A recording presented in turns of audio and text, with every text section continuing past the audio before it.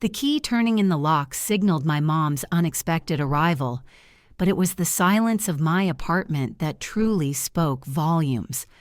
She thought I'd been robbed. The truth was far more insidious.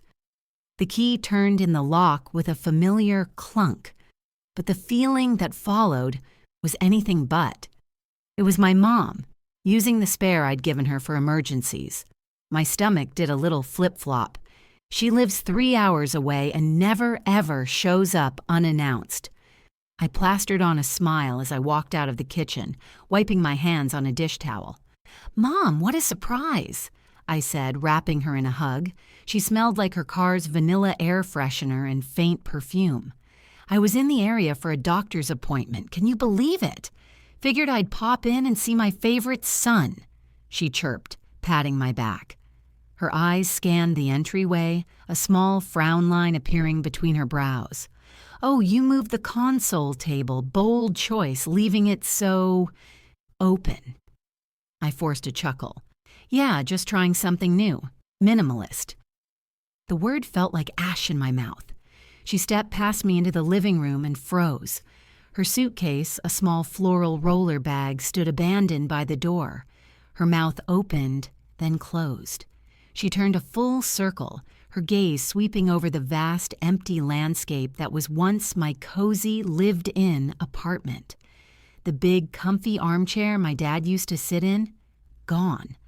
The overflowing bookshelf I'd had since college, groaning under the weight of Stephen King paperbacks and history tomes? Gone. The gallery wall of mismatched frames holding photos of friends, family, and my travels? Blank.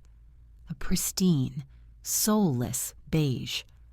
All that remained was the sleek, uncomfortable gray sofa my girlfriend Sarah had insisted on, a glass coffee table with nothing on it, and the TV mounted on the wall.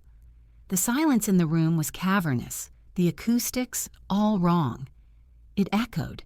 My mom's face, which had been bright with the joy of a surprise visit, slowly crumpled into a mask of confusion and horror. She took a tentative step forward, her hand flying to her mouth. "Michael," she whispered, her voice trembling. "Honey, where's all your stuff? Have you been robbed?"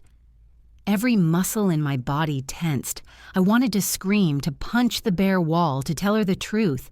The truth was so much worse than a simple robbery. A robbery is random, impersonal. This was a targeted, systematic annihilation of my entire personality from the space I called home. But how do you tell your mom that your own girlfriend, the woman you live with, is the one who did it? No, Mom, of course not," I said, my voice sounding strained and hollow even to my own ears. "We've just been decluttering, getting rid of things we don't need. You know Sarah, she's all about that clean, modern aesthetic." My mom stared at me, her eyes wide with disbelief. "Decluttering?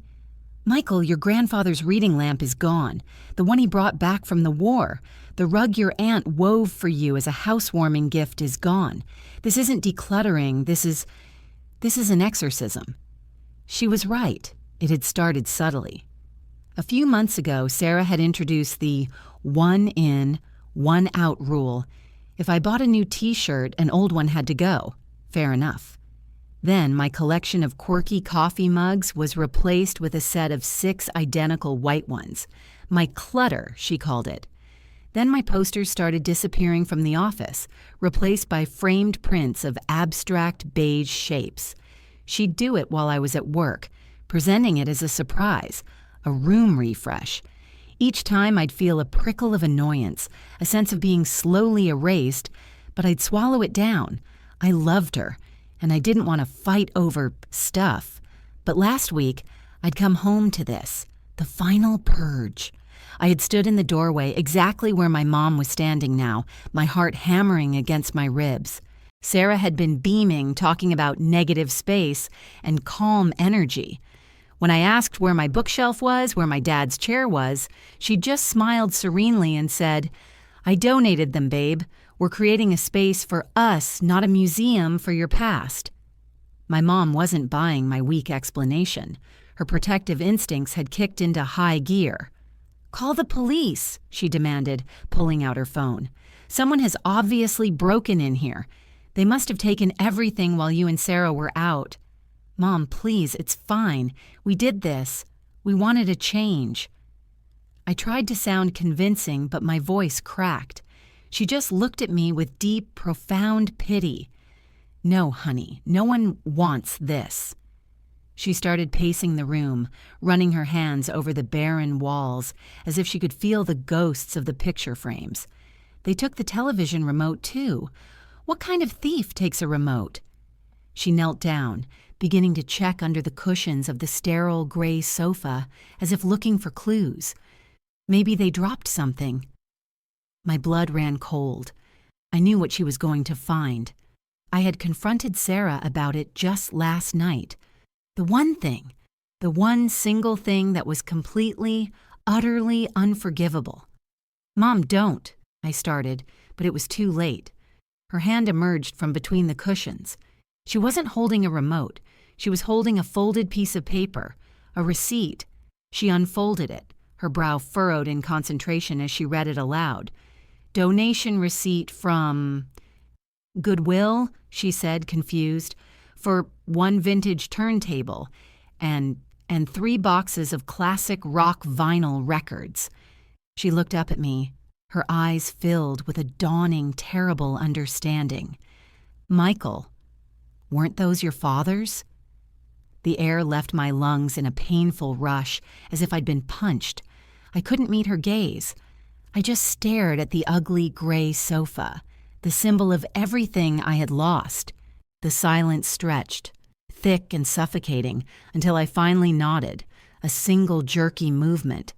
The truth felt like swallowing glass. "Yes, Mom," I choked out. "They were Dad's." Her face crumpled. Not with anger, not yet, but with a deep, shattering sorrow that mirrored my own. She sank onto the sofa, the receipt fluttering from her hand to the floor. For a moment, she just sat there, a mother seeing her son's heart get broken right in front of her. The records weren't just things. They were the soundtrack to my childhood. They were Dad teaching me how to gently place the needle on a spinning disc of vinyl. They were evenings spent listening to Led Zeppelin and Pink Floyd, him telling me stories about seeing them live. They were one of the last tangible pieces of him I had left, and Sarah had donated them. She had boxed up my father's memory and left it on a stranger's loading dock. "She did this," my mom stated, her voice flat and cold. The sorrow was hardening into steel. "That girl did this." "We had a fight last night," I confessed, the words spilling out of me now. "I came home from my business trip and the apartment looked like this. I asked her where everything went. The chair, the books, the turntable. She said she'd put it in storage to see how we liked the open space." I knew she was lying. I tore the place apart looking for it. That's when I found the receipt, shoved deep into the couch, where she must have hidden it. My mom listened, her jaw tight, her knuckles white as she gripped the cushion beside her. "She told me I was overreacting," I continued, my voice rising with a bitterness that had been simmering for months. "She said they were just dust collectors, that I never even listened to them. She said we needed to build a future, not live in a shrine to the past, my past, my father." The last word was a raw wound. "Where is she now?" my mom asked, her tone dangerously quiet. I told her to get out, to go stay with her sister. I couldn't even look at her. My mom stood up abruptly, her energy completely changed. The grief was gone, replaced by a fierce, focused determination that I knew all too well. This was the mom who battled with insurance companies, who argued with school principals, who would move mountains for her family. "What time is it?" she demanded. I glanced at my watch. 4:15. "Goodwill closes at 6, she announced, grabbing her purse and car keys from the entryway. "Get your shoes on. We're going to get your father back." A flicker of hope, the first I'd felt in 24 hours, ignited in my chest. You think they'll still be there? Mom, the receipt is from last Tuesday. We don't know until we try, she said, her voice leaving no room for argument. It's a long shot, Michael, but I'm not letting your father's memory end up in some hipster's record collection for $5. Let's go, now. The drive to the donation center was a blur of tense silence. I navigated and my mom drove with a speed and aggression I hadn't seen since she was rushing me to the emergency room for stitches when I was 10. We pulled into the parking lot with an hour to spare, marching into the cavernous, fluorescent-lit store that smelled of dust and discarded history. We flagged down an employee, a tired-looking man named Gary with a name tag askew on his blue vest. I explained the situation, my voice cracking with desperation, while my mom held out the damning receipt like it was evidence in a murder trial. Gary sighed, running a hand through his thinning hair. Look, stuff comes in and it goes out just as fast, especially vinyl. That stuff flies off the shelves. And a whole turntable set up from that era, it would have been priced and put out on the floor almost immediately. My heart sank. We were too late. Please, my mom said, her voice softening but losing none of its intensity. It's of immense sentimental value. His father passed away. It's all he has left of him. Gary's weary expression softened with a flicker of sympathy. He looked at the receipt again, then at a computer monitor behind his counter. He typed for a moment. Okay, he said slowly. I see the donation log, turntable, 3 boxes of LPs. The guy who processed it is a real music nut. He wouldn't have just thrown this out with the regular housewares. He would have put it aside for our special auctions or for the online store. He pointed a thumb toward a locked door behind him. Most likely it's in the back, in the online processing cage. Can we see it? Can we get it back? I asked, leaning over the counter. Gary shook his head. Sorry, that area is strictly employees only, insurance liability. And besides, once an item is processed for online, it's out of my hands. It goes into a different inventory system. My mom placed her hands flat on the counter. Then whose hands is it in? She asked, her voice low and steady. Gary chewed his lip, thinking. It gets photographed and listed by our online team. That's managed by a woman named Brenda. She's the only one with the key to that cage. He glanced at the clock on the wall. It read 5:05. But she leaves for the day at 5. My shoulders slumped in defeat. She's gone. 5 minutes. We missed her by 5 minutes. The fluorescent lights of the Goodwill hummed, mocking our failure. All that frantic energy, that desperate hope evaporated, leaving behind a cold, heavy dread. We were too late. But my mom wasn't defeated. She looked Gary dead in the eye, her expression unyielding. What kind of car does Brenda drive? Gary blinked, taken aback. I don't know if I should. Is it a blue sedan? My mom pressed, her voice like flint. A sensible, slightly older model, maybe a Honda or a Toyota? Is it parked near the employee entrance? She was guessing, but with such authority, it felt like an accusation. He swallowed hard, glancing nervously towards the empty parking lot. Yeah, a blue Civic. But she's gone. You saw the clock. The clock in here might be fast, she declared, grabbing my arm and pulling me toward the exit. Let's go, Michael. We're not giving up. We burst out into the fading afternoon light. My mom scanned the lot like a hawk, her eyes darting between vehicles. And then she saw it. At the far end of the row, a blue Honda Civic was just pulling out of its spot, its reverse lights shining like little red stars of doom. There, she yelled and broke into a run. I was right behind her. She didn't head for our car. She ran straight into the path of the departing Civic, waving her arms like a madwoman. The car screeched to a halt just a few feet from her. A woman with a startled face and a neat blonde bob stared out from behind the wheel. It had to be Brenda. I ran up to the driver's side window as she rolled it down, her expression a mixture of fear and irritation. "Can I help you?" she asked, her voice tight. "Brenda." I gasped, trying to catch my breath. "My name is Michael. We were just inside talking to Gary about a record player." My mom arrived beside me, placing a calming hand on my shoulder, though her own breathing was heavy.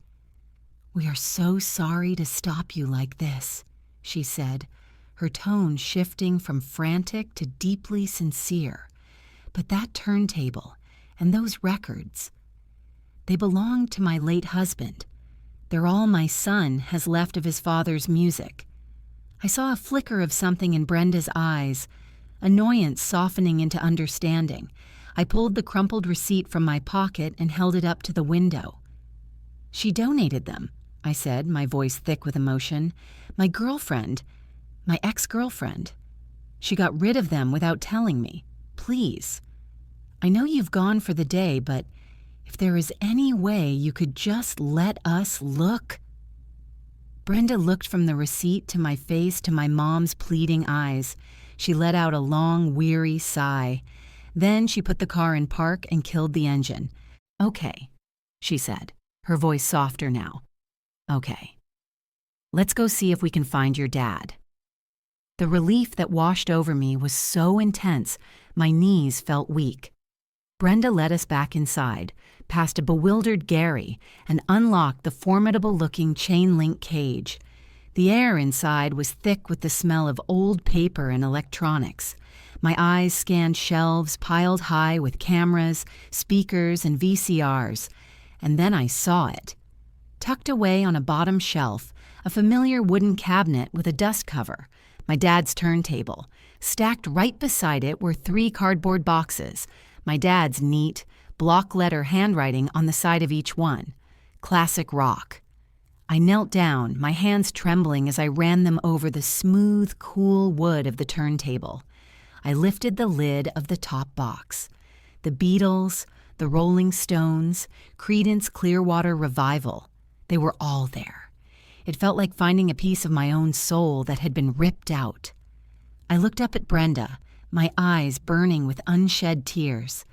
"Thank you," I whispered. Thank you." The car ride home was quiet, but it was a comfortable, peaceful silence. The boxes of records sat in the back seat like rescued family members.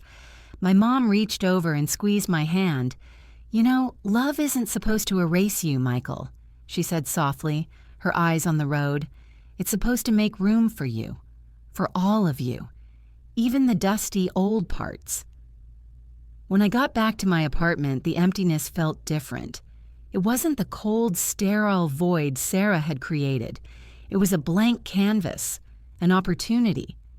I carried the boxes in one by one. I didn't have a table for the turntable, so I cleared the glass coffee table and set it up right in the middle of the living room floor. Just as I was plugging it in, my phone buzzed. It was a text from Sarah. "Hey, hope you've had time to cool off.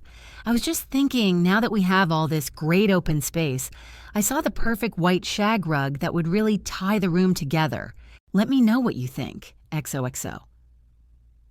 I stared at the message, at the complete and utter lack of understanding. She didn't get it. She never would. It wasn't about stuff. It was about respect. It was about my life, my history, my father. I took a deep breath and began to type. "The apartment isn't ours anymore, Sarah. It's mine. Please arrange a time to come get your sofa, your coffee table, and the rest of your things. I'll make sure I'm not here." I hit send without a moment of hesitation. A profound sense of peace settled over me. I walked back to the turntable, pulled the first record from its sleeve Led Zeppelin fray, Dad's favorite, and gently lowered the needle. The familiar crackle filled the room, followed by the opening guitar riff of Black Dog. The music swelled, pushing back against the silence, filling every empty corner of the apartment, not with clutter, but with life. My life. And for the first time in a very long time, my home felt like my own. I